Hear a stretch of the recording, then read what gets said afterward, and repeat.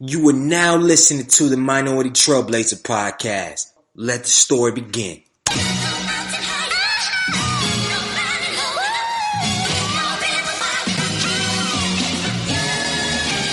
One time for the lovers, two times for the ladies, three times for the brothers, four times for the babies. Do you love her? Do you love her? Do you love her? Do you love her? Do you love her? Do you love her? Do you love her? Do you love her? Do you love her? Do you love her? Do you love her? Do you love her? Do you love her? Do you love her? One time for the lovers, two times for the ladies, three times for the brothers, four times for the babies. Do you love her? Do you love her? Do you love her? Do you love her? Do you love her? Do you love her? Do you love her? Do you love her? Do you love her? Do you love her? Do you love her? Do you love her? Do you love her? Do you love her? Do you love her? Do you love her? Brown skin, love her brown skin, love her brown. Brown skin, love her brown skin, love her brown. She my brown skin, love her brown skin, love her brown. She my brown skin, love her brown skin. Hold me down. Welcome to the Minority Trailblazer podcast, and I'm your host, Greg Eel, the culture change agent. You already know on this show we interview young, successful minorities in a variety of fields to educate, empower, and inspire our current and future generation of leaders. This is the first episode of Season 6, Episode 101, and I guarantee this is going to be one of the best episodes you have ever heard. With my homie, Dormtainment from Dormtainment. When I tell you jewels after jewels after jewels, and if you black, if you have not heard of Dormtainment, go check them out. Go check out Dormtainment, some of the funniest brothers online. His story, how I'm not even going to give any snippets of this story. You need to listen to this whole interview. If you're an entrepreneur, if you're a corporate America, if you are starting out, if you're just getting started, or if you already blown up and you just listen to this just for giggles, you need to listen to this podcast. This is life-changing, right? Life-changing. You need to listen to this show all the way through. Not 15 minutes, not 20 minutes, none of that. And the title of this show, because I'm bringing it right to your kitchen right now, because I know y'all like 3 months, where you been? 3 months, where you been? I got something for you. The title of the show, let me pull it up, make sure we on tap with it, is Blessings That Hurt. And we getting deep in this thing, man, because I'm just going to take you right there real quick. From their perspective and also from a personal life perspective, because y'all know this is a family, and I treat every podcast listener that downloads this show that's been riding since 2014 or just jumped on the bandwagon. I treat y'all like family, right? So from his perspective, they had a great channel on YouTube, and this was like around 2011. It had 60,000 subs, over 11 million views, and that was back when YouTube, where the algorithms didn't play with you. You had 60,000 subs, they all was seeing your stuff. And long story short, the channel got deleted. They had to start from scratch. And it's way bigger story than what I'm saying. So you got to listen to the podcast to get the whole context, because live context, I mean, I almost dropped a tear the way how it kind of transpired. And they started from scratch after 60K and 80 subs. And now these guys doing deals with Kevin Hart on Comedy Central, did stuff with MTV. And they're the preeminent black comedy group online. If you haven't heard of them, check them out. Legitimately funny. And sometimes there's some blessings that you see it hurt them when it lost all the subscribers, all that time they put in, all that energy, and they got to start back from zero. Now they over 1 million subs, but we not even talking about that. And the blessing, sometimes the blessing hurts. It hurt when it happened. And he said something. He said that in the podcast, and that resonated in my soul, because I'm going to bring y'all in my corner right now. I can't discuss everything that's going on with my family right now, but I would love for my podcast community and my friends to keep the White family in your prayers. And I know my last name is Hill, but my dad, the person that raised me, is John White, and my mother, Vassie White, and my brother, Jonathan White. Please keep the family in prayers. Some things happen, and yeah, that's all I got to say, especially pray for my little brother. And I want to say this. Sometimes blessings hurt. The situation that he's going through, the situation that the family's affected are going through, the situation that my church family and everybody that knows us is going through, it hurts. It hurts. But there's a blessing in this. Shout out to my boy T. Krupler. We had like an hour-long conversation after church Wednesday night class. He's like, yo, G, you said it to the kids all the time, yo. In any situation that's dark, instead of beating yourself up, instead of hiding, what am I learning?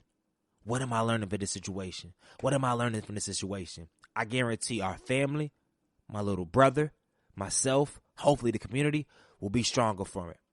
And we're not just hoping. We got to be intentionally say we're going to get stronger from it and then let our energy manifest in that way. So that's all I got to say on that. Please keep the White family in prayers. But on a lighter note, I got a slew of updates before we get into this thing, right? First and foremost, June 1st, 2019, Charlotte, North Carolina. We going back on live tour. 10 cities all this summer. Get ready, get ready, get ready. New Orleans, get ready. Atlanta, get ready. DC, get ready. San Fran, get ready. I mean, who else? Oh, we got, Detroit, get ready. Like, I got so much in store for y'all this summer. We going on road, building an in-person community, because that's what we do. Building in-person community, and I'm excited. I can't excited. And as y'all can tell, I sound crisp, right? Thank you for you. Capital Improvement Campaign. Y'all raised a couple grand for the boys. So, y'all got that shirt, SM7B, a.k.a. The Breakfast Club, mic on deck, sounding crisp and clear. Side note, we go to the interview and it ain't gonna sound like that. It still sounds exciting, but I must say, the first 8 interviews I did this season were like analog. They were the old school stuff. So we got the new stuff coming in. So y'all gonna see a drastic difference for it. Also, too, I got my boy, Sidney Evans, who is a member of Minority Trailblazer team. We're going to debut his new position when we actually bring him all this on the show, the whole team, and share y'all what we doing in Minority Trailblazer Media, man. But he's editing all my podcasts now, man, so shout out to him. And the biggest news that I'm excited about, right? Outside of Trailblazer University, I've been mentioning it before. When we come on tour this summer, when we hitting all these cities and roads, we need y'all to join Trailblazer University. He'll be back. He'll be up by like in the May, and we'll be talking about it on tour, man. It's gonna be our online community where we learning, where we sharing, where we growing, and all that good stuff with one another, man. But if you are faithful listening to the show, you want to grow amongst community, you have to be on it. But we're gonna get there another time. The biggest announcement that I have to make is, I mentioned it in the end of 2018, but it's here now. Minority Trailblazer Podcast Network has launched. You will see some more stuff online on the websites and everything of that nature, but it's launched. I'm excited. We're releasing 2 brand new shows. One in April called the Advance Notice Podcast, which is going to be crazy. Political podcast led by my brother Marcus Bass, man. Going to be dropping exclusive interviews, a lot of great content, and we're going to shift this culture, man. We are no longer going to be uneducated on this political thing, right? We no longer going to be doing, I'm not accepting that no more.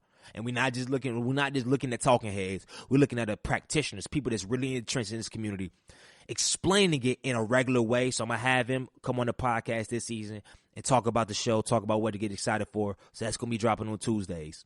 Then it maybe got my homegirl. If you listen to the 100th episode, or you actually were in person in a sold out show in Durham, North Carolina, or her girl Tiana is going to be on the podcast. And no, not be on the podcast, have her own show, Cope for the Culture podcast. And we talk about mental health from a variety of perspectives, from mental health from creatives, entrepreneurs, mental health for people that have been incarcerated, mental health for people that have stillbirths or that have miscarriages. Man, it's going to get deep. And she is a trained therapist. Marcus Bass is executive director of his own political advocacy group. This is not just people that we just picked out the street and they have opinions. No, these are people that are practitioners in the streets, and she's going to be dropping on Wednesdays. So you're going to have your Tuesdays, your Wednesdays, and your Thursdays covered by Minority Trailblazer Network. And later this year, we got 2 more shows, one dropping on Monday and one dropping on Friday. And the Friday one is going to be a special project. It's going to be called On Code, led by myself, Sidney Evans, my boy Mike Farrell, and a slew of special guests. And that one's going to be fun. Y'all going to see me in a different light.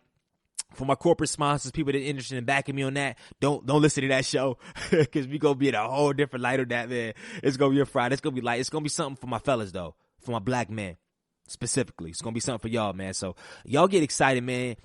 Just because y'all continue to support last 4 years, that's the reason why we've been able to make it all possible, man. And we gonna stretch this thing. So I need y'all. I pray. Stop what you're doing right now. I need y'all this year to support me. Not talking about just financially. We need sold out shows when we go on this tour. And I got some announcements on the cost of the tour. Y'all gonna be surprised by it. We need y'all sharing these podcasts, sharing these shows, really edifying and supporting our guest hosts. We need that. Because what we got coming, man, is going to change the whole culture. And hopefully change a lot of y'all lives, man, as well, man. So season 6 is phenomenal. It's going to have people from the blue check boy community as well as the people that's on the grind, in the mix, and even out the mix, man. I'm going to have a crazy, crazy, crazy dialogue this season, man. It's going to be the best season to date, I guarantee. And we probably just going to push it to 20 episodes. I know y'all like, yo, you been off 3 months? Yeah, we've been building. Trailblazer University ain't coming out of nowhere. Oh, I forgot. Also, we got a huge partnership that we'll be announcing. Not this podcast, next podcast. My boy Daniel Griggs from ATX Web Designs. If y'all heard of him, go check out his podcast. I don't know which episode, but go check it out, man. We got a huge deal that's dropping later this year, man. I mean, actually later, probably by this end of this episode, next episode, we'll be announcing our partnership. Their company is going to do all our web designs.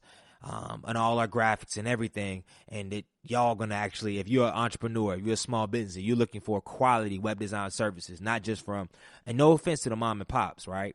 But this brother started from scratch and has a 15-person team that handles all that stuff. We announcing our partnership soon, man. So I'm excited about that. But, yo, I know a lot of y'all tuned in to hear this podcast with Stevie, Mr. Iromalot from Dorm Entertainment. And if you new to this podcast, you're like, bro, you done took 10 minutes of your intro to get off all this stuff. I just came here for Stevie. Well, shoot, hey, you going to come here for Stevie, but you going to stay with Minority Trailblazer podcast after this thing because we got a slew of other interviews, but we ain't going to get into that, all right? But this is a mind-blowing episode. 1/5 of the group Dorm Entertainment, man. If you don't know about them, check them out. This is a classic live interview, which I did in California around 2 weeks ago in person, man. So check it out. Y'all enjoy the show. Welcome to the Minority Trailblazer podcast, and I'm your host, Greg Ehill, the culture change agent. Y'all already know in this show we interview young, successful minorities in a variety of fields to educate, empower, and inspire our current and future generation of leaders. And I got a show for you, yo. It's crazy. It's been almost 3 years in the making. It was Orange High School with Celeste, right? Yeah. Like 3 or 4 years. 3 or 4 years in the making, man. Shout out to Celeste, man, out there in Texas doing her thing, man. So she introduced me to him.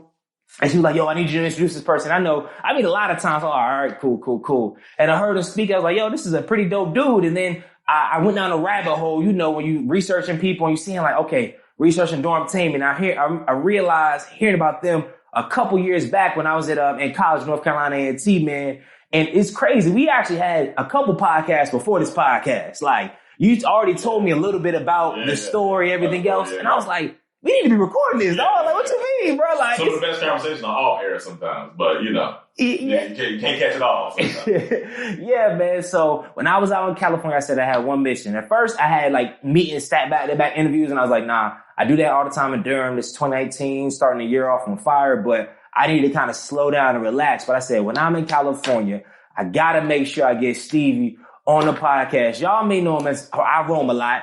I always knew him as Stevie. Like I told my boys, like, yeah, Stevie coming through. They're like, oh no, I'm Mr. Iron. I was like, yeah. I was like, oh, that's Stevie. Like, I was like, okay, cool. That's funny. So, as always, we always start the show off with a quote, man. Have our guests share a quote and why and how they use that quote in their everyday life, man. So, what do you want me to call you on the show, man?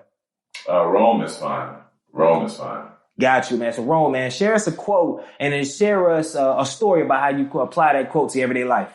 Man, hold on, I gotta read the quote.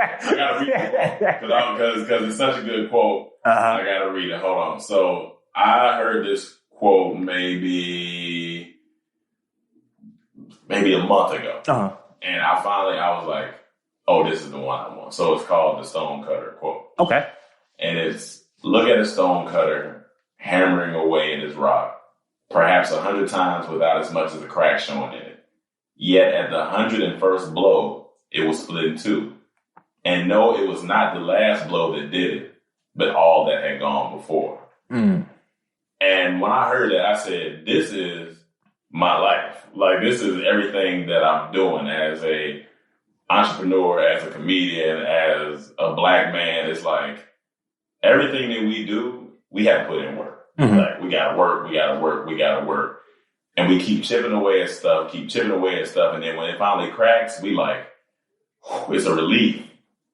But the only reason it cracked is because we put in all that work beforehand. You know what I'm saying? So that stonecutter thing really resonated with me because with anything, like even in the gym, it's like, you know, you're getting them reps in, you know, you pushing up. But it's really those last couple that count. You know, those are the ones that push your body to the next level, and that's how you grow. You know what I'm saying? Because even when you take it into thinking about like a sword, like you got to put sword through heat. It has to be beat. It has to be molded.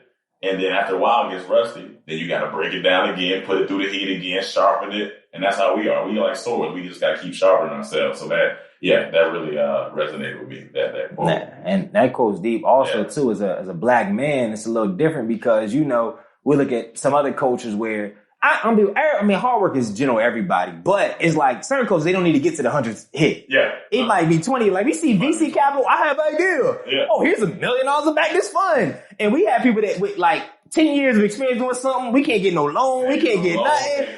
And then the crazy thing is, once you do break a thing, you have a smorgasbord of people around you to see you break it. And they're like, yo, can you break mine for you? Yeah. And I don't want to think I want to jump in mine for you here. Let's go ahead and jump it in right here, like, because now, and I always layer it to do the backstory first. Okay. Matter of fact, I'm excited, but I want to do the backstory first because I really want people to get the full context, man. So before I roam a lot, before all this stuff, man, I didn't realize you just a boy from North Carolina, man. So take us back home, man, for our audience that follow your content, love what you do, love the photos. They see Dormtainment, been following y'all for years, but they're like, who is this guy? So break this back down to who are you, man? Military brat, man. My mother is from Sanford, North Carolina. Wow.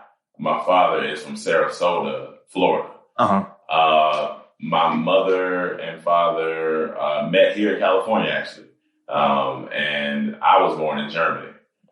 Sarasota, Germany, Stanford. I'm trying to connect the dots. So I was born in Germany. We moved to Massachusetts. Then we moved to Panama. Then we moved to North Carolina.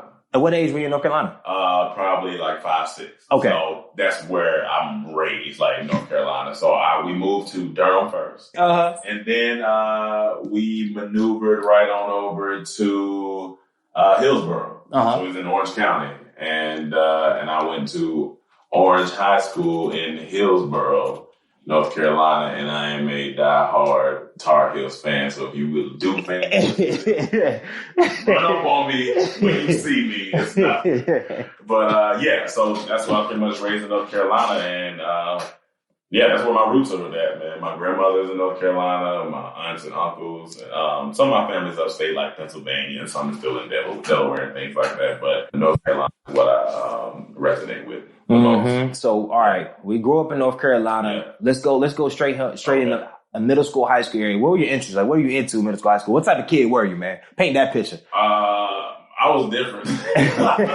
Goofy. I've been goofy, man. I've been goofy a long time. I used to do stuff like my mother would be like sleep on the couch. And I come and like she'd be on the couch and I would like run from my room and just be screaming like, and she's like, boy, what the hell wrong with you? I'm like, I just want to say I love you, Mom. That's all I just wake up. Oh man, like, I just got off work, I'm tired, so I was just goofy, but I was always into arts, music, always in, like, I played sports. But I knew early that I was like, this isn't going to go far for me. But I was, it comes down to like that the societal pressure. All my friends were doing sports. So I was like, I got to keep up with the homies. They playing football, So I got to keep playing. But I loved watching it. I loved being a spectator. But me being out there, I wasn't feeling it. But when I got into like the band and things like the arts and like, stuff like that, I was like, ooh, I like this. Like this is hitting me in my soul. So middle school. Then I was also a fat kid. So you say fat kid? What do you mean by that? I was fat. Like I was borderline obese. This is what the doctor told me. Oh wow. I think I was like 5'7". I was like 210. Oh, good. Now. Oh, boy, yeah. Right now I'm 6'2" and I'm like 190. So I was short. You know what I'm saying? Black boy. But in me being fat is where I developed my comedy because I can't fight really. Yeah. I'm not trying to be suspended. I was a good kid. You know what I'm saying? Shout out to the black brothers. Good average, great average. You know what I'm saying? Shout out to the black brothers that admit they can't fight. Because why every black brother think they can fight? But nah. But back then it's like I learned to use, roasting. You know what I'm saying? Like you come at me, I'm like, all right, I don't got nothing else for you but my words, becoming a wordsmith. And I used to write poems. I used to watch stand-ups. I used to do all that stuff. So within that is where I kind of developed my love for just being funny, being a funny guy. So I became the class clown, became the guy who was always trying to make people laugh. So I still played sports, but I just didn't have, like I said, I just didn't have that love for it that I thought I would have. It was more so the pressure of my friends and stuff like that. So that was for me from middle school, kind of on up through high school. And my birthday is April 1st. Yeah. April Fool's Day. Well, your birthday is April Fool's Day? When I think about it, God has a funny sense of humor, like, because me being born April Fool's, I just never really thought about, me doing comedy. But all the pieces were kind of laid, like, I was born April Fool's, at all the family reunions, the functions, the Thanksgivings, tell us some jokes, so I would do that. Then in high school, I was voted most likely to be successful.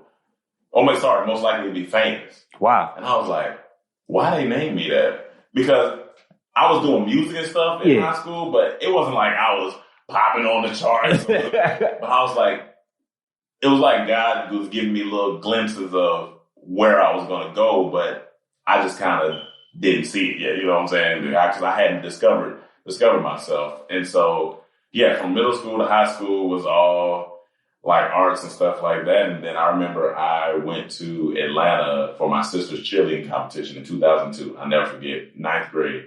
At first I wasn't going to go. And then my mom was like, well, it's the national cheerleading competition, so it's going to be all the cheerleaders. I said, I can ride. There's going to be a lot of girls. I can ride. Go down there. And that was my first time going to Atlanta. I went to Atlanta. As we're leaving Atlanta, after a couple of days, I told my mom, I looked at it, I said, this is where I'm going to college at. And she was like, boy, you just talking. Yeah. Because I was in 9th grade. And senior year came around. I applied different places. Wasn't getting in. Then I finally applied to the Art Institute in Atlanta. Immediately got accepted to the audio program. I was like, oh, I'm out of here. But I think it's because I had already put it in the atmosphere. Yeah. You know what I'm saying? I already put it out there. I said, it wasn't an if, it was almost like a hit in my gut. I was like, oh, this is where I'm going to college at. Like, and it happened, you know what I'm saying? Which was honestly one of the best decisions I ever made. So stay right there. Before we transition into college, man, on that realm of putting stuff in the atmosphere, let's bring it back to current day, because I want to just, I like just mixing stuff up for the sake of it. Current day, what's the last thing you put out in the atmosphere that came to pass that you, on top of your head? I said, all right, I'm going to give myself a week to get down to 195. And 10 pounds in a week is a lot. Heck yeah, 10 pounds. Yeah. So I put it out there, literally 3 days into it, 4 days into it, I was at 197. I was like, wait. But I didn't switch too much in my routine. I just went a little further in the gym. Like I worked out like maybe 30 minutes extra. Like I added a little extra time to it.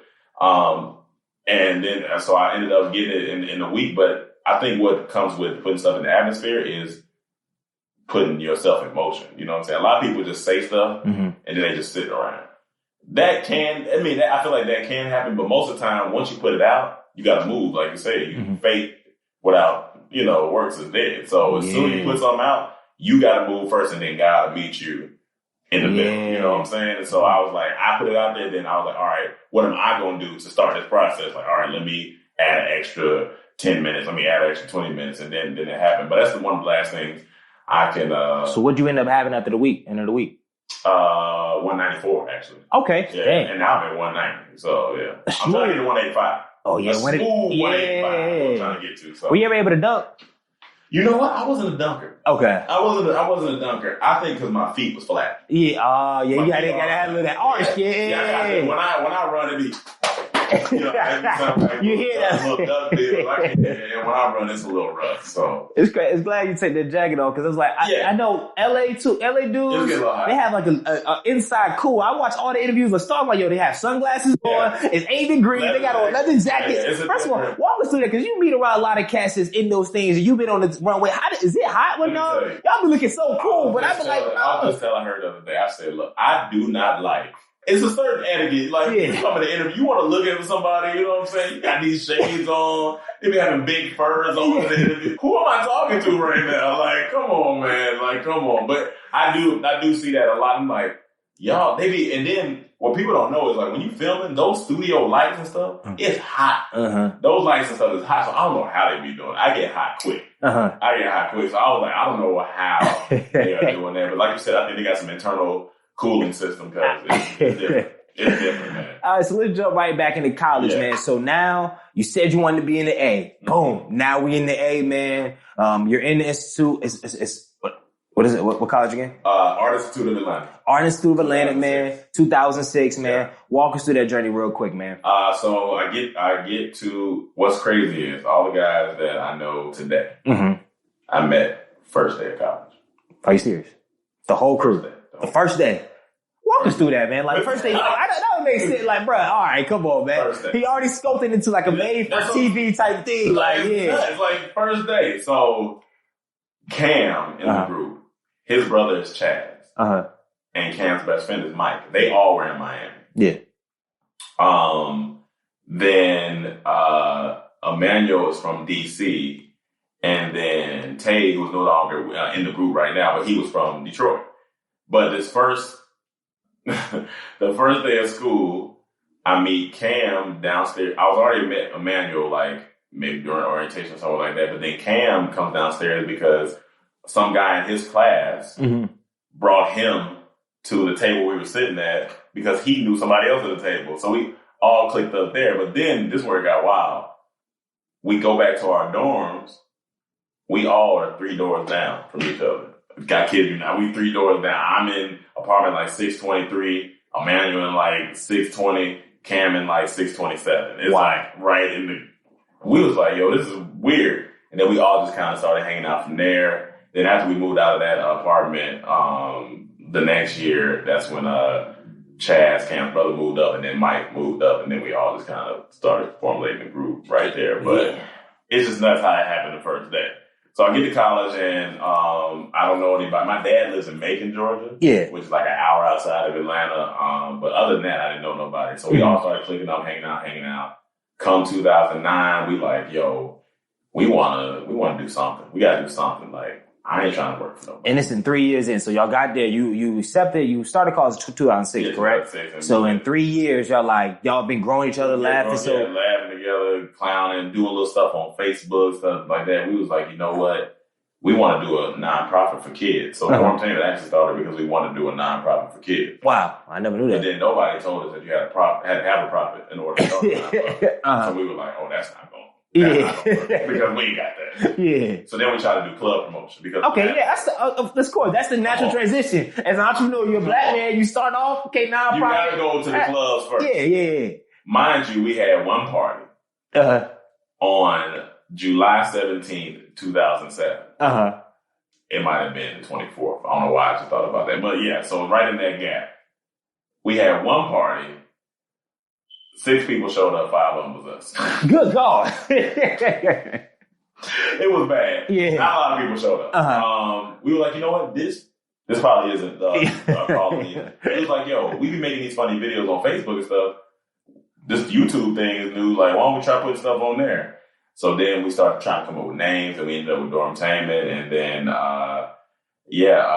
Cam's aunt helped us get our business license, our tax ID. Okay, so y'all went full in right from the jump? Right from the jump. Okay. We trademarked the LLC, trademarked the name, all that stuff. Went straight in, and we started March 17th, 2009. So March 17th this year is our 10-year anniversary. Wow. Wow. A decade in the game. And for people to still be loving us and watching us, I don't take that for granted. Like, that's an amazing thing. So, yeah, March 17th of this year is our 10-year anniversary. But, yeah, we just started making the videos from there. And it's a whole gap in between there of a lot of stuff going on. We might get to, I'm not sure, whichever way you want to go with it. But, yeah, I can definitely fill you in. All right, so let's just take one thing. What were the top 2 things you learned you gathered from your college experience about yourself? One, I was a little bit hard on myself, to be honest. Like, way harder than I needed to be. I felt this need to prove people wrong I felt like I had my whole family on my back, so I needed to be like, get to college, make sure you graduate, make sure you get a job, make sure you da-da-da. But just my life, it wasn't going that direction. And I was like, and then I'm kind of battling my parents because now I'm becoming this entrepreneur, which I never really thought I was going to be. And then my parents are like, what are you doing? You making videos? Like, you just making videos on the internet? How you going to live off that? So I was real hard on myself. That's one thing I learned. And then another thing is, man, your core group of people is so important. Mm-hmm. Like, probably one of the most important things to have especially during that gap, those years, because I could have been with a group that steered me in a whole other direction. Yeah. Like, God formulated all of us because there wasn't no drugs, wasn't nobody like beefing, wasn't nothing like that. Everybody was all for the same goal and stuff like that. And to get a group of people like-minded together on the same goal, you got to take that and run with it because it's tough. It's tough for people working together half the time. So I learned, like, okay, your circle this is a real thing. Like, you got to have the right amount of the right people. But I was always raised to guard my energy anyway. My mom used to always be like, don't just let anybody in your house. Don't let just anybody hang out with you. Really talk to people. Don't just hang out with anybody. Really get to know people. So, yeah, I would say those 2 things. One of the first and most important lessons I learned, to not be too hard on myself, and also that your core group of friends is very important. So walk us through 2 things. One, what was the first video y'all created together? And then 2, what was the first video y'all created that kind of got y'all attention, like realized, like, okay, this is it? Okay, the first video we created together was one of the first videos. It was like a dance video. Back then it was just we didn't have no premises to videos back then. It was just guys having fun. We 20 years old at the time, 21 years old at the time. So it wasn't really nothing crazy. So that was like the first video to get like a little dance compilation thing. A dance compilation. One of the first videos was called the Obama Dance. Oh, okay. It was when President Obama had just got elected. So we kind of took that, and so it was right at the end of 08, going into 09. So we did the Obama Dance. And that was, people really loved that. We had made a whole dance to it, and that was fun. But what really kind of started gaining attraction wasn't even a video. Our friend, who we're still friends with to this day, she lives out in LA too, her name's LaToya. She used to work for Atlantic Records. She hit us up because she was on the Campus Pals at Georgia State. It was like, hey, we're having a variety show. I seen you guys' videos on Facebook. You guys are hilarious. We're looking for hosts. Have you guys ever hosted a show? Absolutely not. We've never hosted a show. We didn't tell her that. Yeah. We was like, we host shows all the time. Yeah. We host shows all the time. We would love to host a show. We get off the phone, we like, what the hell are we going to do? Because we never hosted no show before. But this is just a lesson in, like, sometimes you just got to jump. Because had we not done this show, because when we get there, we thinking, oh, it's going to be like, 50 to 100 people for a little variety show. It was 800 people there. 800 people. Y'all never hosted a show before? Never hosted a show before. And then, like I said, God got a sense of humor. We get there. We came up with like routines and stuff like that. So we knew if we going to host, we going to be remembered. Yeah. Win, lose, or draw. Yeah, we're going to remember. Right before I'm about to go out on stage, she texts us and says, hey, our intermission act just canceled. So you guys can do something for the intermission because we need somebody. So y'all are funny. Y'all figured it out. Y'all hosted before. A whole intermission. How long was that set? About 15. 15 minutes of just. Never. I was like, mind you, she told me this right before I'm about to step out on stage. So I texted the guys and told them this, which I probably shouldn't have done because now everybody should. But we went out, boom, we started doing the show. So then for the intermissions coming up, we like, what are we going to do? So we came up with, on the spot, improv games and like another little act that we had done in our house maybe a couple of times. Everybody loved it. For real? Like, what was the set? What was a little bit about the set? So we had this thing called Club Vlog where Mike would narrate. He'd be like, don't you hate when dudes in the club and they got the most room in the world, but they just want to stand right in front of you? Yeah. So he would say it. The spotlight would be out on him. When he get done talking, it would go off on him and come on us, and then we would act it out. Okay. And so that was a segment that we did. Everybody used to love that segment. It's everything relatable college, club parties, so we used to do all that. And so what's funny is about this whole show, after the show, people were like, you guys should have just been the whole show. And that made us think like, oh, we could take this on the road. Like people saying. And this is 2009? This is 2009. Okay.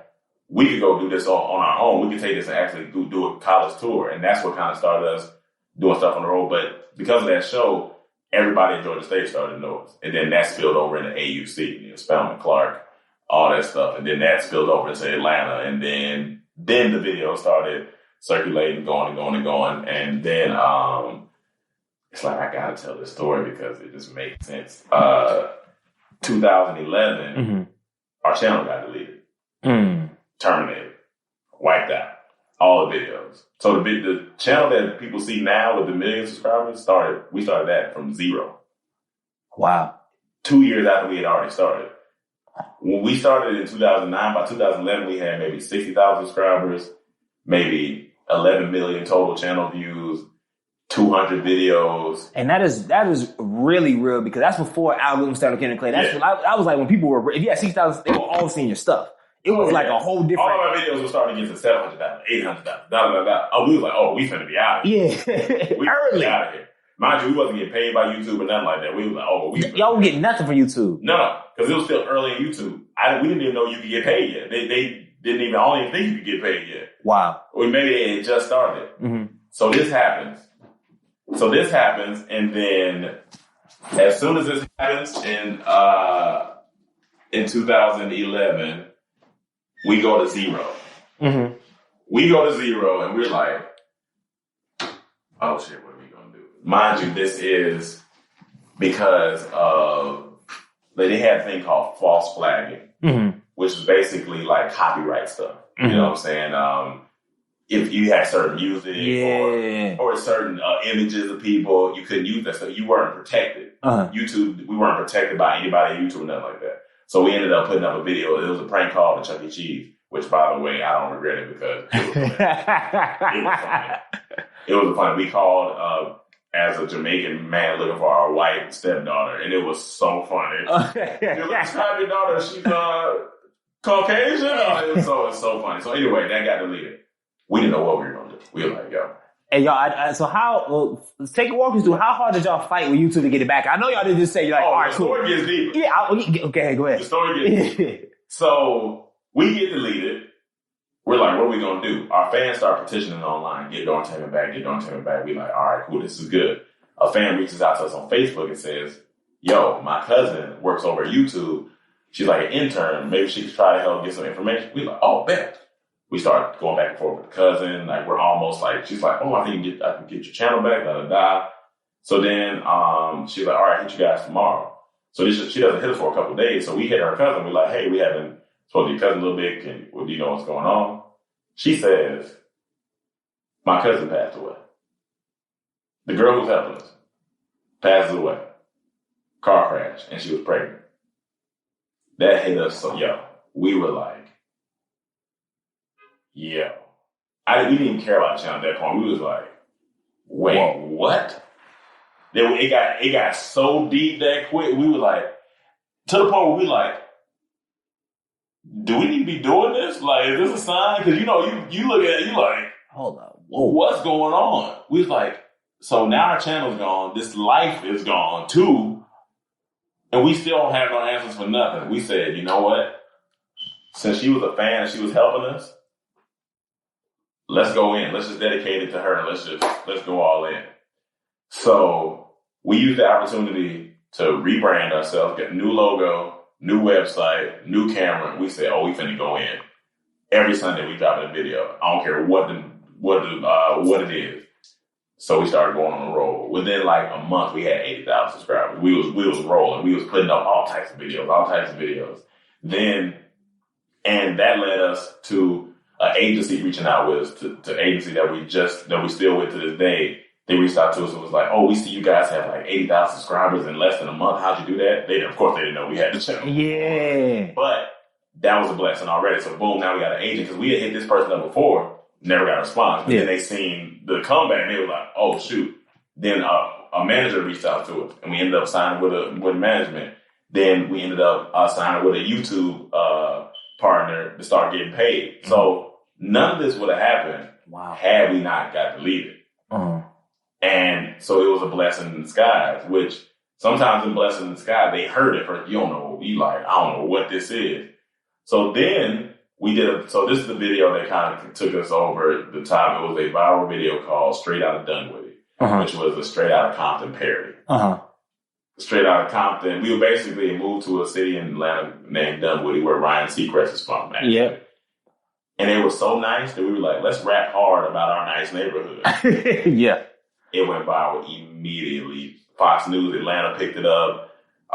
Then Dunwoody Papers picked it up, talking about us, and then the NBC Today show reached out to us, and they wanted to use our clip, so they played that on national news. So that ended up getting us to like 500,000, 600,000 views so quick in like maybe a week or two. And then Comedy Central New York reached out to us and was like, "Yo, we've seen your video. We want you to come up there and meet with us." And kind of that's where kind of just put our foot in the door from there. We just kind of. And what year was this?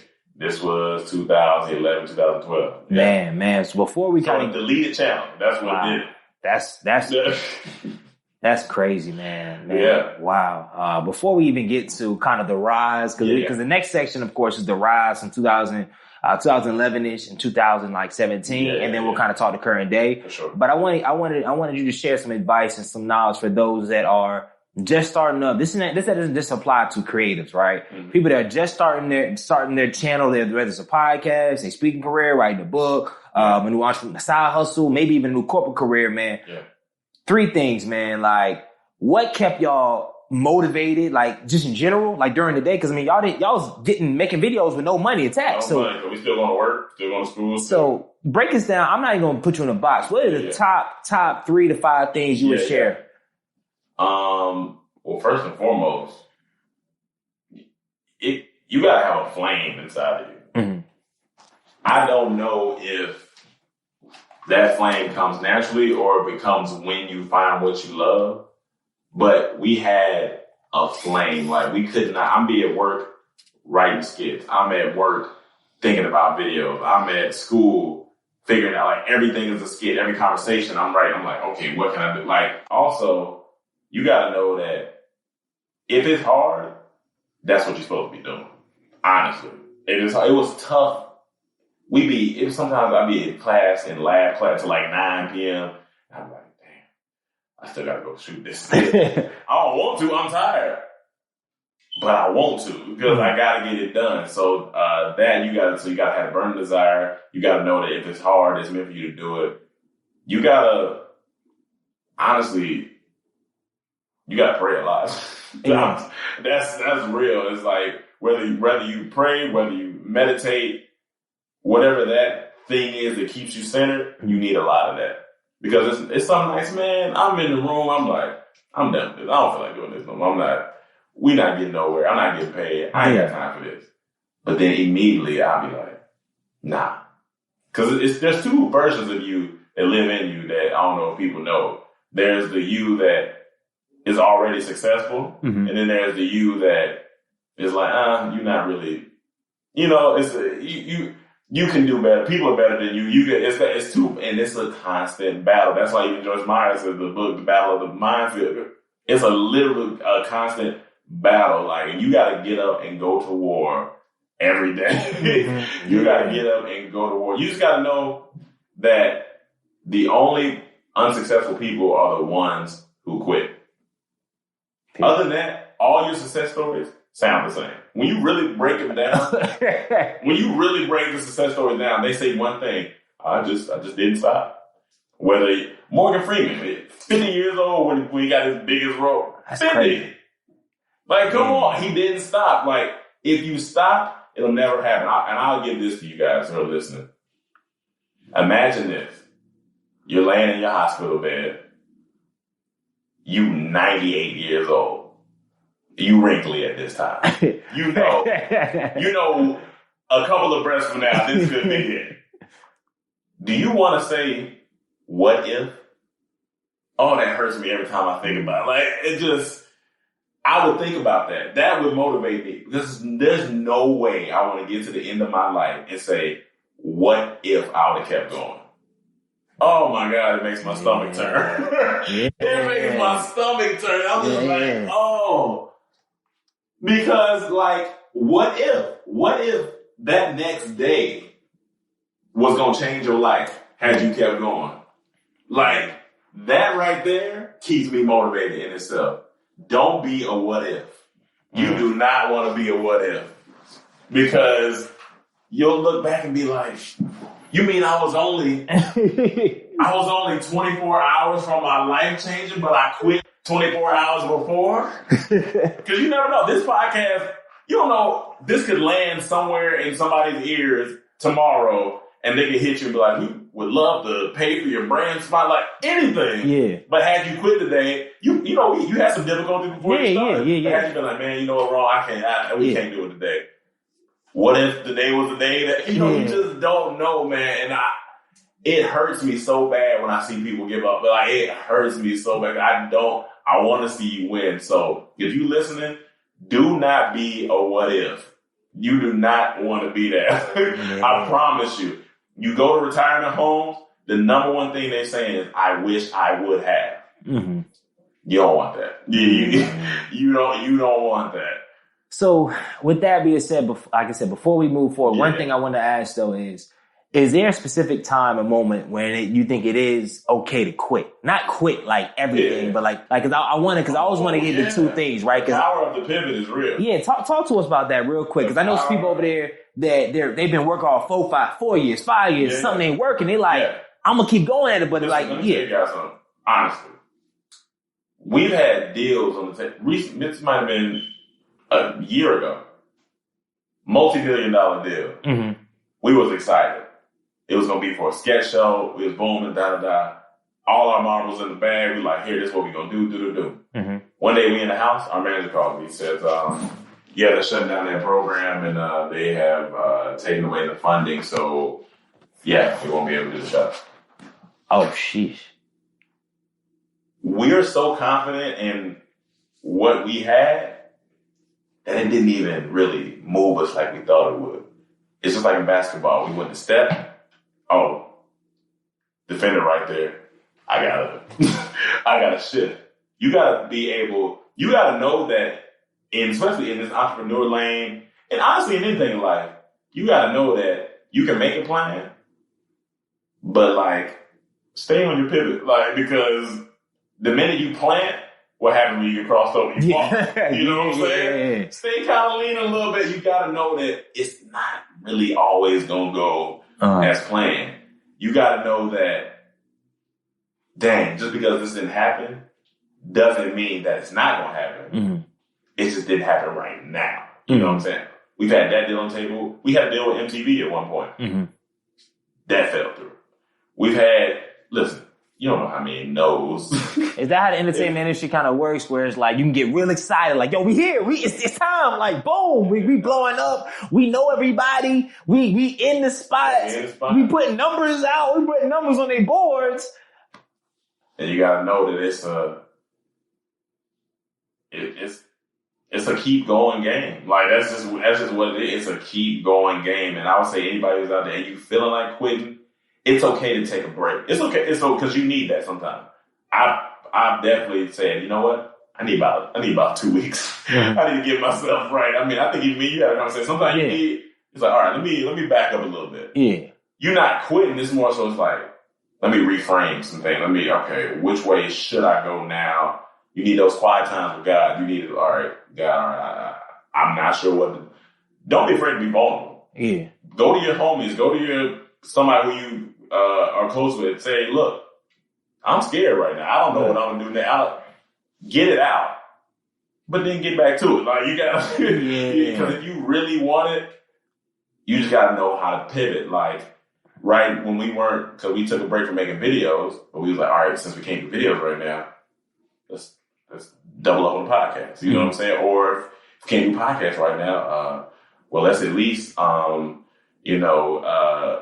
write some stuff on Twitter to, keep, whatever's going to keep you sharp, keep you going. You got to be able to pivot. You know what I'm saying? The power of the pivot is real. I low key, that's a book. Yeah.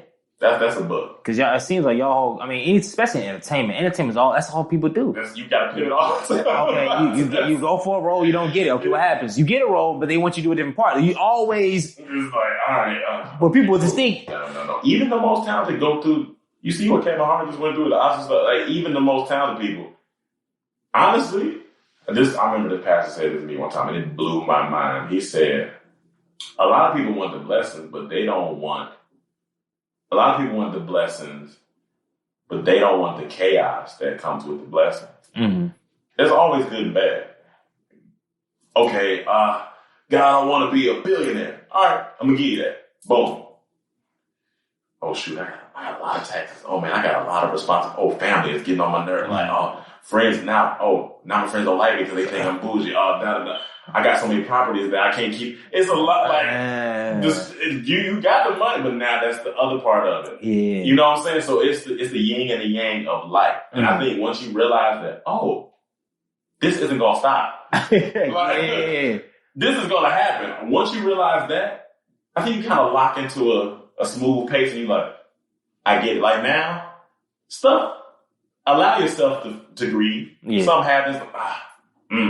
I was really looking forward to that. Give it a day or so.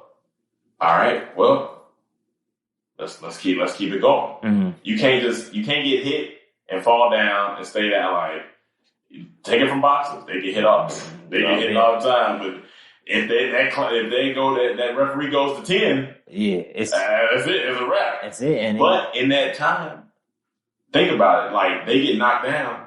And when you like zoom into the perspective of the person who got knocked down, he getting up, he blinking, he woozy, he don't know where he at. You gotta find it's just perfect analogy. Like you like, okay, all right, shoot, that deal didn't go through. Okay, wait a minute, I didn't expect that, but I got this car payment. Oh shoot, all right, okay, cool. I gotta figure out where I'm gonna get that money from. But okay, then stuff starts to get clear, and then they get their bearings right. They're like, okay, I'm back. That's exactly what it is. The same thing with everything we do in life. You get hit, you get knocked down, but you gotta push yourself off the mat, man. You gotta get to it. Man, you dropping gem after gem, man. So let's go ahead and jump to, all right, now it's 2011, 2012-ish. Y'all, your channel's back popping, blowing up. Yeah, it's moving now. You signed a deal with him. You got a manager. You got the deal. It's like, now it's like, yo, it's game time. Yeah. So so I know you can fast forward up until, I guess, 2017. Like, what was that time of the life, right, as far as creating? Now y'all got a little bit of backing. Y'all got people. Like, take us through your mind frame and then take us to actually what kind of, some highlight things that transpired. Our first million view video had popped off, which was a music video called Ass on the Internet. And it was a one-shot music video shot by our good friend Mike Cook. He's a director out in New York now. That kind of started really getting us to rolling. Like, everything was rolling. And then I was in the Bahamas with one of the group members with Cam, because Cam and Chad were half Bahamian. So we were in the Bahamas Christmas of 2012. Mm-hmm. And for the first time in my life, I heard the small, still voice that people talk about all the time when they like, oh, I heard a small, still voice. I heard, I heard God talk to me. And then it's like, oh, that's what that voice is that people are talking about. And it basically was like, I think me and Cam felt it at the same time. He hit us, and both of us was like, it's time to move to LA. And we both felt it. We was like, Oh, this whole time y'all went to LA? We was in Atlanta. This whole time? 2020, yeah, still in Atlanta. When y'all got the deal, when y'all did everything? Yeah, but here's the thing. There's still no deal on paper. There's still no deal. It's still us, independent. Mm-hmm. We were like, it's time to move to LA. How? I don't know, because LA is expensive. But it goes back to what I said before. Once you start moving, God meet you. 2 months later, our manager's like, hey, I'll sit down with my good friend Tracy Edmonds. Mm-hmm. And she started her new YouTube channel. Mm-hmm. And she would like to license some clips from you guys. And we're like, okay.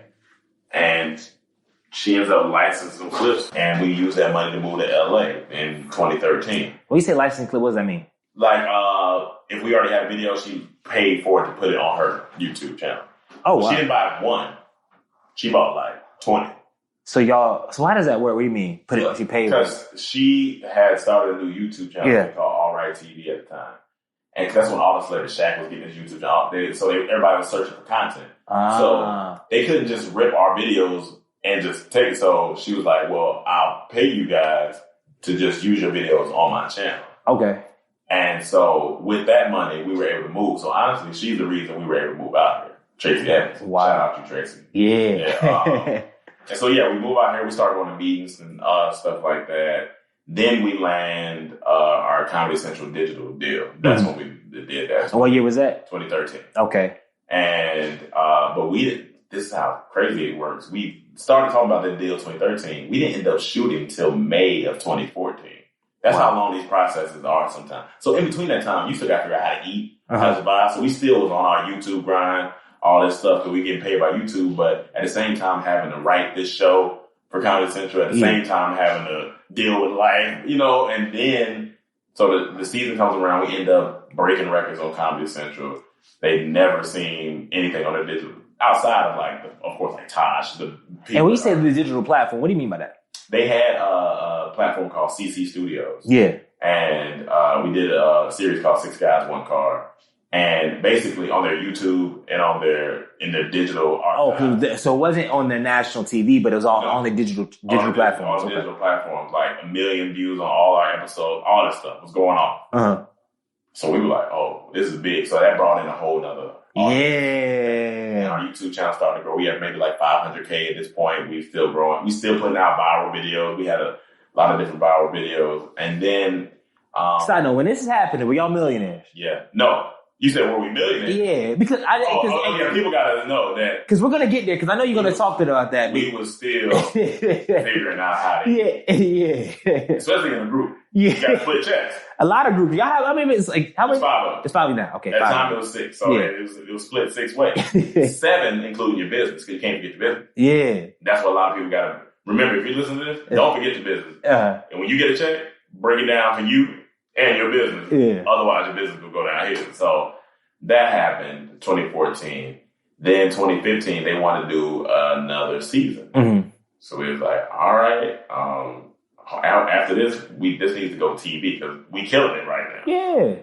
So we started writing another season. We do the season. It kills. We not sure if y'all can. What do you mean? These numbers is there. We need to see y'all do a live performance. So they booked us a random live show at UNC Charlotte. Mind you, they brought one of their executives down there. Uh-huh. We murdered this show. Uh-huh. Standing ovation murder. Yeah. Mm-hmm. Boom. Then they said, okay, well, can y'all sell tickets in New York? This is what I want y'all to know, that as black men, it's always a hoop. Like that you gotta... Had this been a white group, I'm sorry. They wouldn't have had to go. I know they wouldn't have went to Yeah, because you seen behind the scenes, like cats is like over. I know it. But we jumping through hoops. And mind you, this isn't, I'm not even going to sit here and say, forget Comedy Central. No. This was all just a learning thing. Yeah. I'm fine with it to this day. It happened. Cool. It is what it is because it helped us grow as a group. It helped us grow as comedians, as entertainers, as writers. So we get this and this. We sold out the Gramercy in New York in a month. We sold out the Gramercy in New York in a month, like 600, 700 people in New York. Yeah. And that was one of our biggest markets, but they didn't really know that. Yeah. So we do the show at the Gramercy. We kill it. That was a surreal moment because that was the first time I seen our name in lights. in the marquee. Yeah. And it was like Dormtainment Grammar. I was like, yo, this is wild. Coming from zero, having nothing to nobody knowing you, to this, I was like, this is wild. I was like, this isn't even where we going to. Yeah. So we do that. Long story short, we come back to LA, show falls through. They don't give us a show. It's like, you know what I'm saying? It's like, come on. Like, we got everything. But we realized that our writing had got stronger. Our stand-ups had got stronger. Our storytelling had got stronger from doing all that. So question, from your creative perspective, how can you tell when you actually get stronger? It becomes like, you know how LeBron can go out there and just do his thing. I'm not saying we. Yeah. Because that would be Dave Chappelle. Dave Chappelle has reached a God level of comedy. He can just go on stage and just talk, and people are like, "Oh my God, we ain't reached that." But you can tell it starts to get natural. It starts to feel like it's like a dance. It starts to feel it's a rhythm into it, and that's how you can feel as a creator. Like, oh, okay, so I know how to write this joke structurally, or I know how to do this. Or when somebody asks you, "Do you think this is funny? How can I touch this up?" Oh, well, move this hair, do this, that. You're like, oh, okay, I'm learning. And you learn from being in these writers' rooms with these big people. Like, you learn all this stuff. So, yeah, that happened. So, I'll fast forward a little more. Basically, since then, we have we got a chance to team up with Kevin Hart's new network, LOL Network. We did a show on there. Which is doing some crazy numbers on YouTube, by the way. Like, I mean, I thought YouTube, I know YouTube is still viable in there, but I checked it out because, people make half-hearted attempts. But it seems like Kevin Hart don't make half-hearted attempts at anything. Yeah, no. We did a show on YouTube Red called Snap, a pilot on Snap. We're writing a movie currently. And that I'm just let y'all heard it first here. The movie. This movie, when it comes out. Yep. I'm putting this in the universe. Like, it's going to break record. I know. I know it's going to break, especially for first time movie star, first time on screen actors for the movies. It's going to be, because we know the subject matter and we know what the movie is about. It's going to make waves, almost like how Get Out made waves. Hey, letting you know. You heard it first on the Untitled Trailblazer podcast, man. So yeah, now, we mastered 1 million subscribers. We did that in 2016. With 2015, 2016. And yeah, man, I'm just here to tell y'all now, it's still growing. We're still growing as men. We're still growing as entertainers, because throughout this whole time, life happens. Yeah. Family members pass away, things happen, health, everything is going on while we're still trying to pursue this. So it's not an easy job. I tell anybody that, like, if I'm ever in a space where I may not want to be bothered or anything like that, it's not because I don't like it. It's just, sometimes it's a lot, and you have to take time. Because as a comedian, as an entertainer, and I'm an extrovert, so I get my energy from people. But when I put out all day, sometimes when I get home, I don't want to talk about that stuff. I just want to, eat some popcorn. You know what I'm saying? I do that all day. I'm with people, in people's face. I'm making them laugh. I'm da-da-da.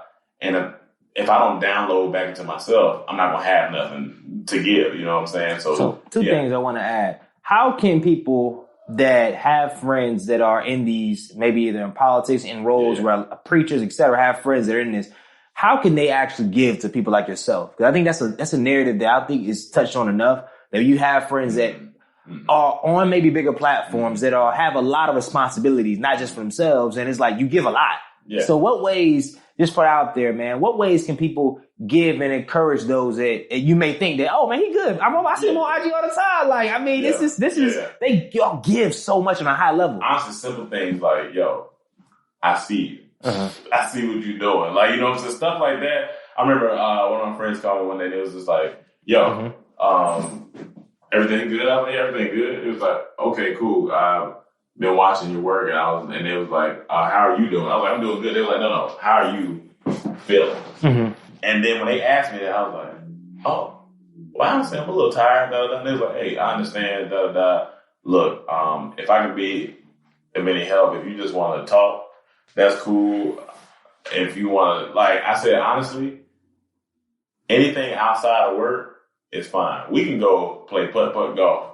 I ain't thinking about nothing but this golf. You know what I'm saying? So just encourage your friends to just get out and do something, especially if they're in the entertainment. Just do something chill. You know what I'm saying? Do something.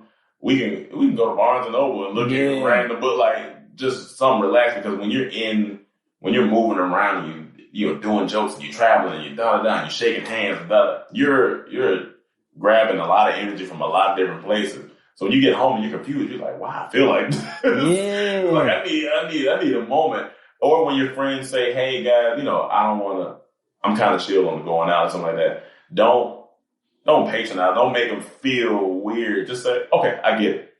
You need your time.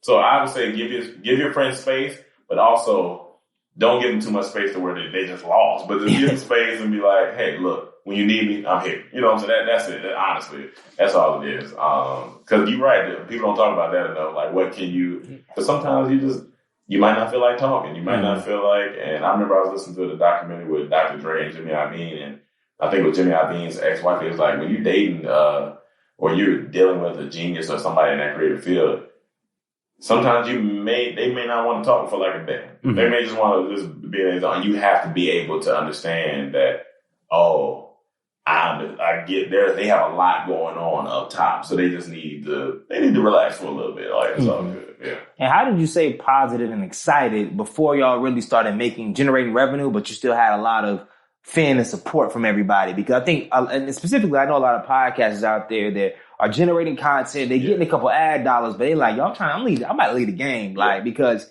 I'm not seeing it. Like, I'm financially, I was 3-4 years in the game. Cause I finally, just this year, I finally realized how to make bread outside of the norm. But I know there's some other people in this industry, man. They're like, yo, I'm pretty done off this. People gotta learn, or you have to learn to know what, like, sacrifice is. So, like, when I say that, I mean, like, how I was telling you earlier, like, I would have to get off from class, go shoot. We would have to edit. We've had 24-hour shoots before they go back to class. Sacrifice goes a long way. You got to know that, not that you can't make money, but you're going to have to sacrifice time. You're going to be like, all right, what can I do can I find a part-time that's like 4 hours long? Mm-hmm. And you're going to sacrifice sleep because it's going to be like, I ain't going to really have much rest, but I'm at least be able to have some money to fund what I'm doing. Mm-hmm. I never tell people, don't go to work. Like, no, get whatever money you need to get, but know that you're going to sacrifice something, whether it's family time, whether it's, sleep. Mm-hmm. You're going to sacrifice something. So I think people have to know that it's going to come with a sacrifice, but also staying positive is just, you got to kind of, let's say you're on the way home and it's foggy. You have to, all you can see in front of you with your head is just like the fog. Mm-hmm. But you know where you're going. Yeah. In your head, I'm going home. Uh-huh. You know this road. You've been down this road. I know where I'm going. You kind of got to think of it like that. Like, it's just a little foggy right now. Mm-hmm. But I know where I'm going. And when I get there, I know what I'm going to have. I know what I'm going to get. I know, and you got to have your why. My why is my mother, my grandmother, these women that have raised me. Like, I'm like, yo, my grandmother's getting old. Mm-hmm. If she can get up, my granddad can get up every day and do whatever it is, I can get up. Yeah. I can get up. I can get to it. What's your why? Or do you have, is your why, like, you have a child? I mean, some people have a kid. Yeah. Like, you look at this kid like, okay, I got to get to it. Yeah. You need food? Uh-huh. I got a dream. I got you. We go. You know what I'm saying? You just got to find your why. Whatever that why is, that's what keeps it going. Mine is my family, because my mom and my grandma just believes in me so much that I'm like, there's no way. There's no way I can fail her. And I would be in tears when this happens. I just want my grandma at my first premiere or whatever it is. Yeah. My grandma, my mother. Mm-hmm. I ain't taking nobody else. Yeah. I don't care what woman I'm taking. My wife. I'm taking my mom, my grandma. Yeah. That's what it is. You can tag along, but just know that if it's +2, that's it. That's it. Yeah. That's what I got to do. I mean, anybody gonna understand that. They ain't gonna be tripping. But you gotta have that why. You gotta have that why. And just in general, this made me think in general, just general happiness every day. Because a lot of people will hit me up and be like, hey, how you stay positive, motivated, da-da-da. I said, do this. And if you're listening right now, do this. Take a deep breath. So you, I don't think you realize how much of a blessing that is. When you really think about that. When you take a deep breath, I don't know if you've ever, because this happened to me, I don't know if you've ever had the wind knocked out of you. Until you can't breathe, you don't know how important breathing is. Yeah. When you get the wind knocked out of you, like, so just every day when you can wake up in the morning and go, inhale that good energy, exhale it, because some people didn't wake up and do that this morning. To be honest. That's the equalizer, yeah. Some people didn't do that. You got to have gratitude every day that you can wake up and breathe. Or as soon as you open your eyes, if you can see, some people are not doing that. Some people can breathe, but when they wake up, they blind. Or they can't hear. So if you're waking up with your bodily functions, please utilize what God gave you. And be happy about it. Life is going to stress you, but I guarantee you, God forbid they call you and say, oh, my mother was in a car accident. You're not thinking about none of that stress no more. None of that matters. So your family, your health, if you got those things, I thought about this the other day. I'm so blessed I have all of my grandparents. My dad's side. That's crazy. I have all of my grandparents. Wow. That's a blessing. Even I told myself, I said, wait a minute, I don't care what I'm going through. I'm really blessed. You know what I'm saying? I could be crippled. You could be so many things. Don't let this person on the internet get you down.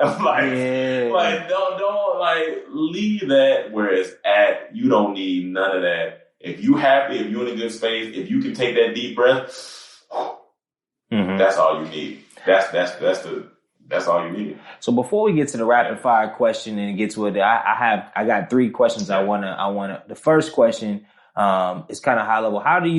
How in this space now do you continue to support other people, other Black people in the culture that's in your space is doing well, or even something that's not? Like, how do you manage really making sure that you're positive and affirming others in their space that are maybe even started after you and getting farther, of those that are still on the come up? Like, how do you find that balance between that? Because it's it's the hardest creative. We compete.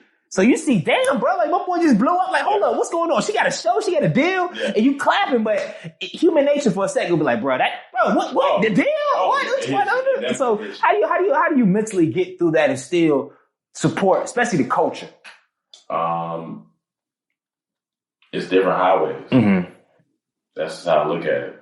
To get here, I had to take the 101 to the 110. They on a different highway. Straight up. Once I learned that, I was like, oh, I get it. Even if it low-key excites me if I give somebody a piece of advice today and then 2 years later, I see them using that advice and it's gotten them to a place. Because I'm like, I think Steve Jobs said it best. He said, if you're not down here to influence and inspire, what you doing? And that's not just in the creative field. With anything. Yep. As a mother, you're supposed to influence and inspire your child. As a father, whatever that is. So if I'm giving my influence and they using it, like I'm not even mad. Human nature, jealousy can be there. Yeah. But I would never let jealousy keep me blind to the fact that this is this person's path. That's all. This is this person's highway. This is this person's future. I can't control what God has for them. But the minute I send out negative energy, it's just bouncing right back to me. But if I say, you know what? Keep doing your thing. You're doing your thing. If you need support, I got you. Because when people hear that, because they're so used to people bringing them down, and especially, and I hate to say it sometimes in the Black community, the crab and the bear, like, we're so used to people bringing us down that when somebody actually lifts us up, we love it so much that we like, oh, we got to reach back and get them. You know what I'm saying? Same thing Issa said. You don't network up. You know what I'm saying? She want to network to the side with her people. Like, and that's what, like, we've been knowing Issa for a long time. When soon she was on Insecure, she said, I got y'all. I'm going to put y'all. She put us on the episode. Like, it was nothing. We have to reach out and grab each other. You know what I'm saying? We had to reach out and be like, yo, do you need something? Hop in. If you're listening right now and you got a friend that's been asking you to do a video or something, jump in their video. Okay, it might not be paid right now. So what? Like, help. If you have time, if you have fun, of course, like, jump in there. Like, because what is there really to lose from supporting somebody? Like, it's not really nothing to lose. You're not losing. If anything, you're gaining, maybe a friend, a future friend. You're gaining respect and you're gaining positive karma. And I think everybody wants positive karma. Like, you gaining that. So it's a little bit selfish / selfless that you gotta be. Selfish in the sense that I'm gonna help you and I hope you go further because I know that's gonna get me somewhere as well. It's just real. You know what I'm saying? I know that's gonna get me, whether it's from you telling me something, whether it's from, we've had times where we just spoke to people once, 2 years later, yo, I met you at the so-and-so and you were so nice. I got this opportunity. I thought about you. You thought about me randomly, you know what I'm saying? But because you left an impression, it's like, and that's how it is. So, you know, you'll meet somebody, you be like, yo, that lady was real. Like, she was nice, you know what I'm saying? And something might come up, you're like, oh, I know the perfect person. Yeah. So it's just, you got to know that everybody's path is different. Everybody's highway is different. You just got to get in your car and stay in your lane. Man, and for those out there, man, make sure you go get the book, The Go Giver. Have you ever heard of that book? No. The Go Giver. It's a quick read. Yeah. I will give you my copy. I gave away to the Uber driver that dropped me out here. But it's so pivotal about giving. Yeah. Like, you give, that's the reason why a lot of people are not blowing up. Yeah. They at the level they at, they're not giving. And that's a whole biblical principle. We ain't going there, but. Yeah. And it's not even monetary. Yeah. It's just, hey, you need help? Cool. Hey, I got this for you. Hey, I can jump in the video. Hey, keep going. Giving can be in affirmation. Giving can be in reaching a hand out. Giving can be in forms of money. Giving is so many different forms. But I see what you're saying. It's just the point that you just give. Because people believe that, especially if you're not doing that well financially or your stuff is taking off, you're like, oh, I have nothing to give. That's a disrespectful to God. If you believe it, like, you can't, how do you, as a human, you have nothing to give to anybody? All you can do is receive? That don't, like. Yeah, that's wild. That's wild. And there's a lot of people that probably listening right now is like, hold up, G, like, I had a capital improvement campaign, and I tell people all the time, like, it wasn't about, like, it was about raising money, but I said God was going to take care of that anyways. Yeah. And people were like, well, G, I don't got, I'm like, yo, guys, it made so much to me. A friend of mine, Nate, it changed my life about giving. It was like a couple years ago, and I was on tour, and I know if you my boy, I'm not charging you for a show. Yeah. Like, I'm not. Yeah. But he was like, I didn't ask him, he just put $5 in the thing. Yeah. And I was like, wow, that really, like, spoke volumes to me. That meant more than, honestly, some people that bought $100 tickets, 20, because I'm like, yo, he was my boy automatically, and he wasn't scared of, I don't have $100 to give. No, $5. And I was like, yo, from that point on, I said, now, if I really support people, I want to give, no matter what the amount, I just want to show people that if you give something to me, if I can't give you money, I'm going to give you, like you said, I'm going to jump in something. I got some advice somewhere. I've been through something. Like, you black. You've been through something. You can give somebody something. Don't just take that. People get like, so, yeah, man. And it's true what they say in the Bible about it come back tenfold. I remember one time I gave this homeless man $10, like my last $10. Yeah. And the only reason I gave my last $10 was because when he came to me, I knew it was God. Because when he came to me, he said, if I could just, like, get, like, $10, I'd be okay. I said, I got it. Because he said specific. So I gave it to him, and I was mad going home. Yeah. Like, why you do that? You too nice sometimes, My mom calls me. Yo, you got a check here in the mail that I don't think you opened when you was here. And I said, no, I don't. I got all my mail now. She was like, no, you left with envelope $110. Wow. I gave 10. Got it right back. Press down. Shake your phone. Woo! Like, it's wild. Like, it's really out there. So giving, and like we said, giving when you feel like, you're not saying force give. You ain't got to force give, but when you feel like, okay, I'm going to get this person, like, give it, like, and I guarantee it. That's a whole other podcast. Yeah, listen to the spirit. Yeah. Like, I mean, the spirit is real. Like, that's a whole other podcast. Yeah. The second question is, know what you know now, right? Because you're 30 now? 30, yeah. So what would you tell the younger version of yourself, the one that was in college, first starting out, man, doing all the stuff you have? Actually, take that back. What would you tell the person that It's 2011. Once you sign the deal and it's like, boom, it's right there in front of you. This is 2012-ish. It's 7 years ago, right? It's like, in your head, you probably like, a movie should have been 2015. Oh, yeah. Should have been 2013. Oh, yeah. And you've been putting numbers up. Like, what would you tell knowing what you know now, the industry people you met, what would you tell yourself now? You got time. Mm-hmm. Young man, you got time. If you between 18, honestly, if you between 18 and 30, you got time. I could have honed so many skills. I could have invested so many things. I could have, in a rush to, oh God, like, I ain't got it yet. I can't believe I ain't got it yet. It's time for me to get it. Like, we need to get it, da-da-da-da-da. Yeah, slow down. Learn yourself. Like, that's one of the key things. Grow internally and watch how you grow externally. That's one of the biggest things I would say. Growing internally, young man, grow internally first. Learn yourself, self-awareness. What don't you like? What do you like? Are you following the views of other people, or are you following what you really believe in?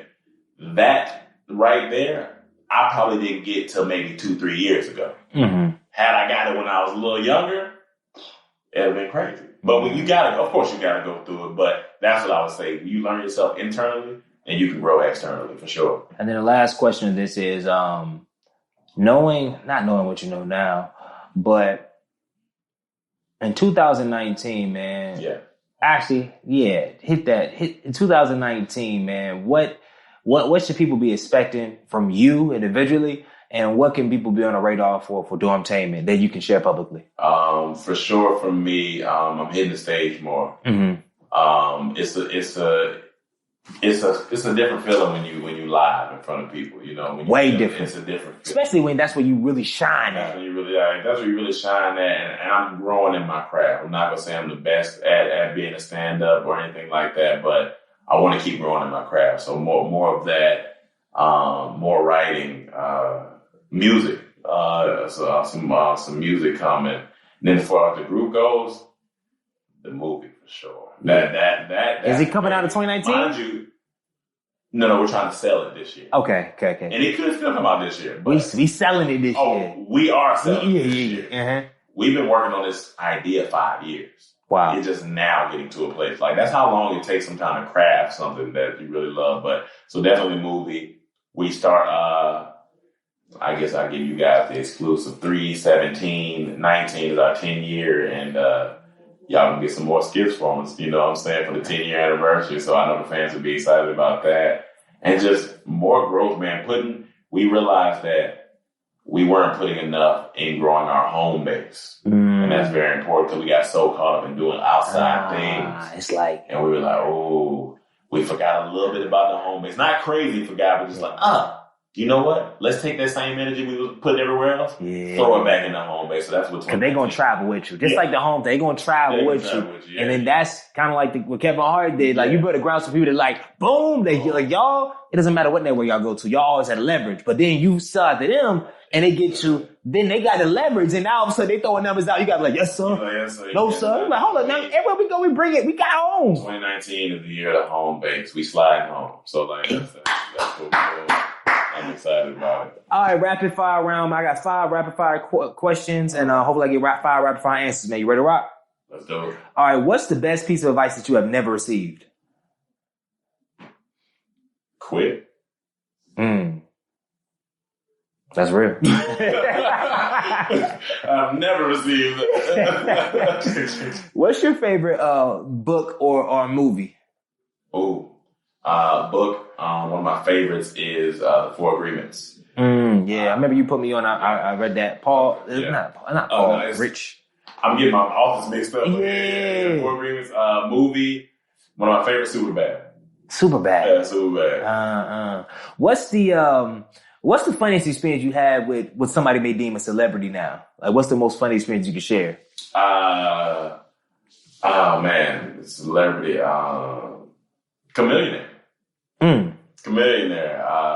We actually became. He's actually a fan of us. We became real cool, and just funny experiences. His stories about getting riding dirty on the radio. He had grind. Like, it was just so many funny things that happened to him. Funny in the sense that it was funny, but at the time to him it wasn't funny. But it's funny to him telling us now. All into his Michael Jordan story that people talk about. Bro, when you leave, I gotta listen to it again, yeah, it's wild. Bro. So I would say, that was fun. Side note, we need to really respect a lot of staples in the culture back in the day. I think a lot of time we throw a lot of dirt. It's easy to throw dirt on people's names. Oh yeah, funny. Yeah. And now we've seen the resurgence of Soulja Boy, etc. It's like, well, his story ain't changed. He been in the game. To millionaire. There's so many others that are millionaires make money in Silicon Valley, and people you can laugh if you want to. My man, they're working, man. Yeah. Last thing, what is the all right? Matter of fact, you create 2 questions for me that you think that the fans or people that the supporters want to know, and you can answer because I'm drawing a blank. Oh, good. Okay. 2 questions questions you always get. You like, bro, let me just go ahead and answer right here. All right. Do you ever get tired of being funny? Absolutely not. Never get tired of being funny. Do I get tired of telling jokes? Yes. You tired of being funny? I can't, because that's a part of my DNA. At this point, the problem is I'm not gonna get tired of being funny, because it uplifts people, and if I can uplift people, that's I'm with. And then last but not least, favorite location that you performed at. It's crazy, and I'm not just saying it because I'm biased, but North Carolina. UNCC? Was one of our best shows ever to date in UNC Charlotte. What made it like that? Everything was hidden. The joke was hit. We was on point. It was an hour and some change show. We was on point. That was on the music was on point. The lighting cues was there. People were into it, and then to top it off with a standing ovation. There's nothing like organic. Joke, and then people scream and erupt, and you end the show, and they stand. And my mom was there.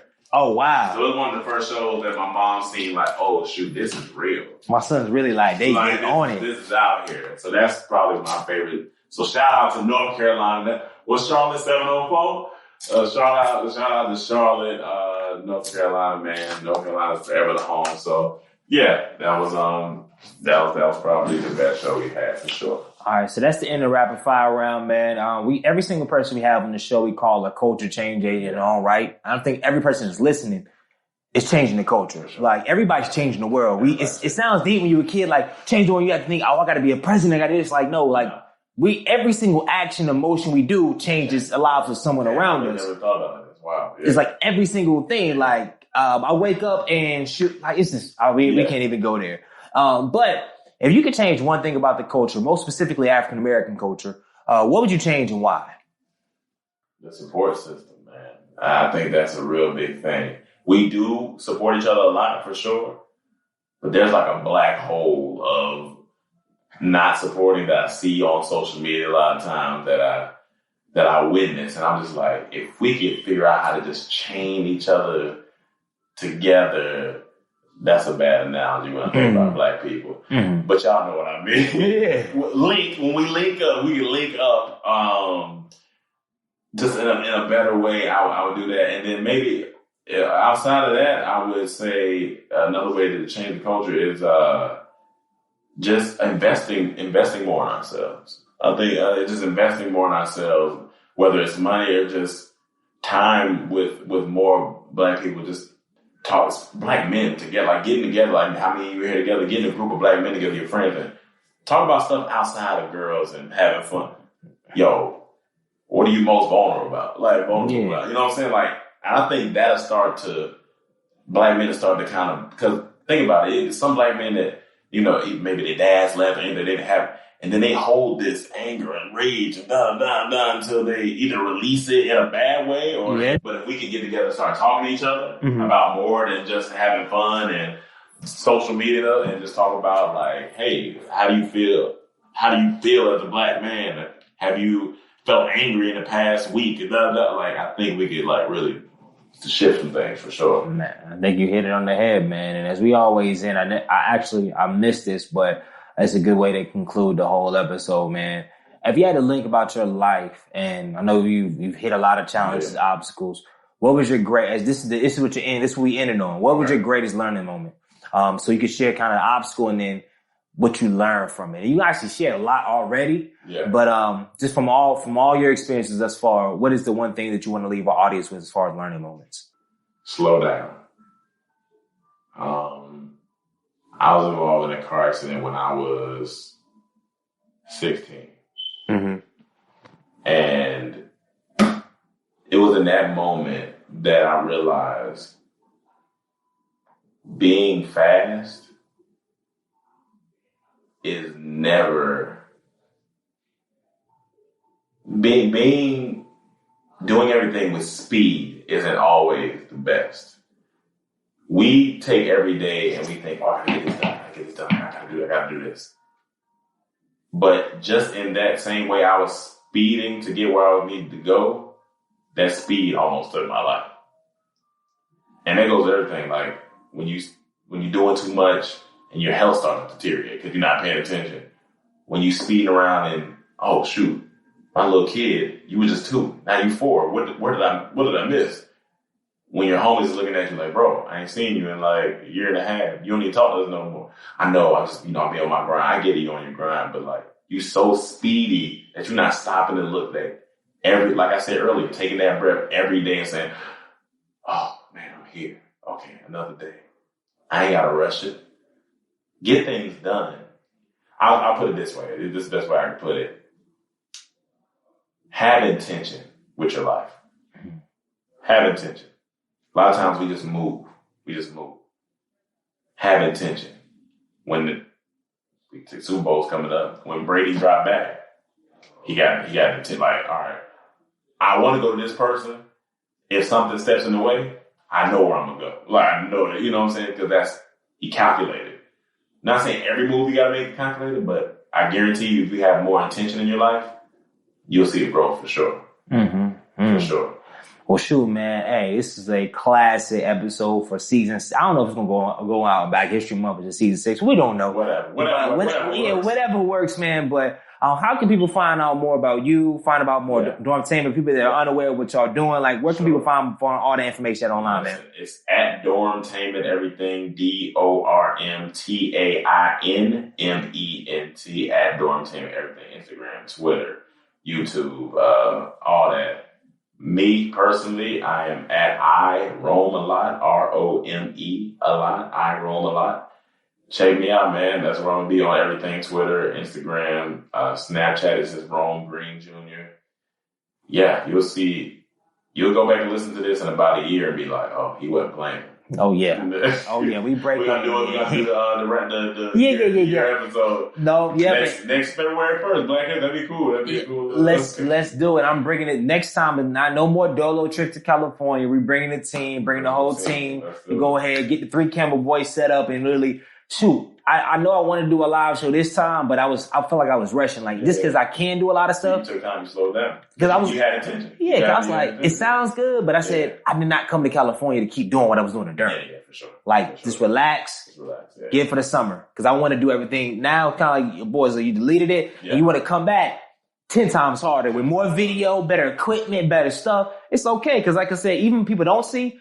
I've been doing shows and all stuff I got my own camera, but we've been working in the dark. So when it comes out, it's like, no, we've been in the lab working, cutting. But that's worrying about people seeing your stuff. Keep working. Yeah. There's going to be a time and a place. Man. But Minority Trailblazer Nation, man, make sure when this episode drop, man, show the brothers some love, man. And make sure you thank him for giving them well over an hour in this time, man. He had people in town, their birthdays, they came through. They listened to us rap and politic, man. So I appreciate y'all. I love y'all, man. Brother, I appreciate you for all this time, man. Hey, yo, in Minority Trailblazer Nation, make sure you do one thing and one thing only. And I already know what that is. One side note, y'all already know you're in the black house when you hear the fire alarm kind of going off that beat. Without the beat, it ain't no black house, man. But you already know. Make sure you do one thing and one thing only. Change the freaking culture. Good night. I told y'all it was going to be a legendary podcast. I told y'all, and look what y'all done did. Look what y'all done did. We done popped the top, dropped the top, all that good stuff on the legendary show. So if you were moved by the show, blow them up on Instagram. Drop a comment on the SoundCloud. Send us an email, greg@gregehill.com on what you got for the show, man. So yeah, it's exciting. It's exciting, man. So thank y'all so much for y'all support. Season 6 on the way. Every Thursday we dropping new content and new episodes. And be on the lookout for our new shows, man.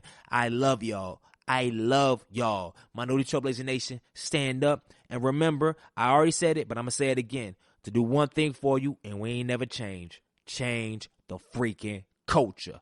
Good night.